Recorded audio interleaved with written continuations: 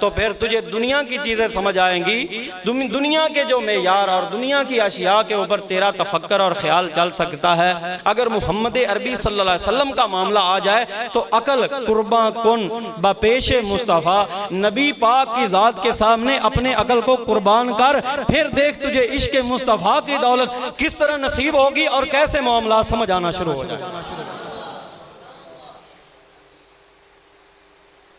पर करें क्या जो अपने अकल के गुलाम हैं।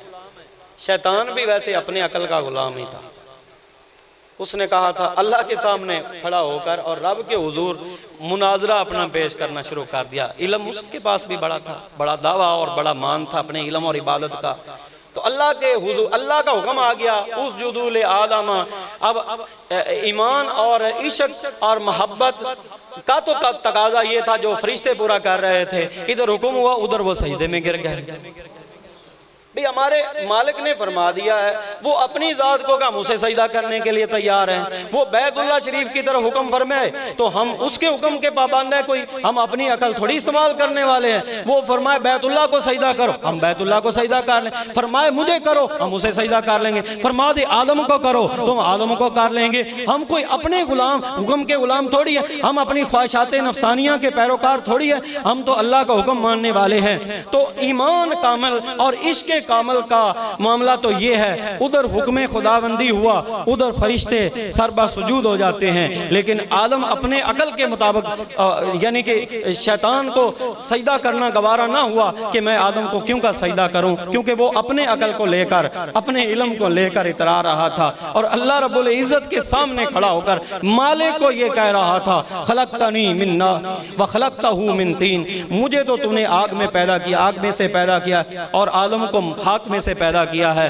खाक का काम नीचे जाना होता है, आग का काम ऊपर उठना होता है। तो दर्जा तो मेरा ऊंचा बनता है। अगर सजदा कराने की नौबत आई गई थी तो फिर आदम को मुझे सजदा करवाया जाता, ना कि मुझसे आदम को सजदा करवाया जाता। तो अल्लाह ताला ने फरमाया ये अपने अकल के मुताबिक सोचने वाला है, मेरे अमर को कोई किसी खातर में नहीं लाता, पसे पुश्त डाल चुका है। फरमाया फ़ाखरुज फ़इन्नका का रजीम, जा दफा हो जा, निकल जा, तू तो लानती है। तू अपने इल्म और अकल के हिसाब से सोचता है, रब का अमर क्यों नहीं मान लेता। फरल जी अपने अकल के मुताबिक चलने वालों का दर्जा कुरान वाज़े फरमा रहा है वो शैतान है और शैतान ही की पैरवी कर रहे हैं। और जहां शैतान को जगह मिलेगी आग के अंदर, वहां उसे भी शैतान का चेला होकर जगह मिल जाएगी। लेकिन फरिश्तों की सुन्नत अपनाने वाले क्या कहते हैं, अकल कुर्बा कुम बपेश मुस्तफ़ा।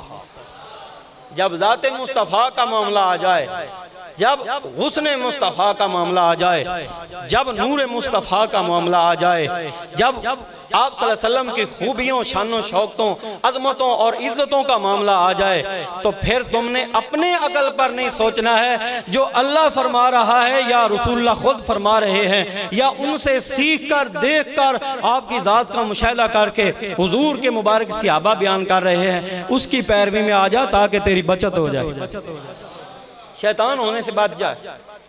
लेकिन वो मिर्जा जहनवी करें क्या, जो शैतान उसने शैतानगी फैलानी।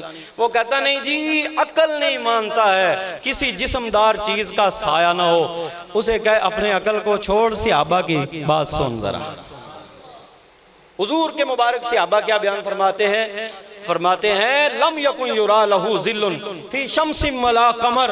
इमामुल अंबिया सल्लल्लाहु अलैहि वसल्लम का मामला जाती ये था, आपकी जिस्मानियत इतनी नूरानी थी, आपकी जिस्मानियत इतनी बेकसीफ थी, आपकी जो जिस्मानियत है इतनी लतीफ थी। लम यकुन युरा लहू जिल्लुन फी शम्सिम वला कमर। अगर इमामुल अंबिया सरवरे कायनात बाइसे इजादे आलम नूर मुजस्सम अगर चांद की रोशनी में हुजरा मुबारक से बाहर आते तो आपका नूरे ज़ात चांद की रोशनी पर गालिब आ जाता था। और अगर सूरज की रोशनी में आप अपने हुजरे से बाहर तशरीफ लाते तो लम यकुन युरा लहू जिल्लुन फी शम्सिन वला कमर। ना चांद में आपका साया नजर आता था, ना सूरज की रोशनी में आपका साया नजर आता था।